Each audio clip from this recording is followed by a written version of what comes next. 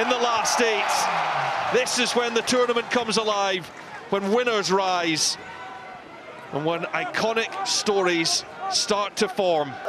Looking to get involved, but it really has been a forwards effort so far. The Bulls almost up to 5 metres. And there's an advantage coming here as the ball squirts loose.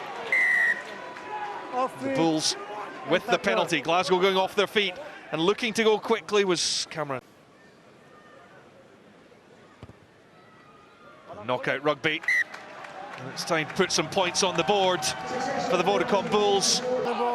Tackle comes in from Creel, who was heavily linked with Glasgow in recent weeks. Instead, it appears that he'll be heading to France. He was a key target for Franco Smith to replace the departing Hugh Jones, but here goes Tui Pelotu. Lancaster inside to McDowell, who breaks through. McDowell finds a hole into the 22. Quick ball there. Not the cleanest, but Matt Fagerson will go through. George Horn on his shoulder. Oh, he was one stretch away. He gets the pass on to Max Williamson, and Glasgow do score. This is the second row that gets there. Glasgow Warriors burst into life. It does look like Glasgow have spoken in the build-up to the week, just about being confident enough to move that extra pass. The Bulls, big, heavy men. We've seen some of the early head-on collisions, that ability to shift the ball inside, outside. Backup coming in from Norkia. Forster cuts back on a line. Now they're trying to flood the short side. It's Moody. It's the pass on to Creel. It gets that away. Oh, it's brilliant from Moody. And Grobbelaar, the recipient, in the corner. Skill by David Creel. He gets turned into tackle, and look at that, over the shoulder, blind pass over. There's a lot of tackles being made by the Warriors. Big physical collisions. And there is advantage here. They've eked out the penalty. Vermaak drives on. Free play. And the offside penalty, and now... Well, yeah, and they're tightening up their breakdown as well, Chinas. You see early on the game, counter-upped a few times. It looked like there's more urgency to the breakdown. Ben Afshar comes on for George Horn, but here comes the driving maul from the line-out. Bulls desperately trying to hold it up. All the backs are in.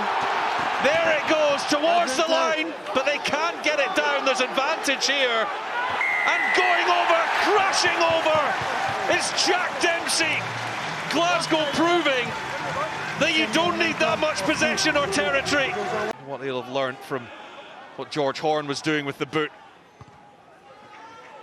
He's got chasers here in Tui Pelotu and Stain, but offside. There's an offside. On the most pressurised stage, this will not faze him. Might not be overly used to these conditions. Pollard splits the uprights, wonderful strike. Glasgow from the tap.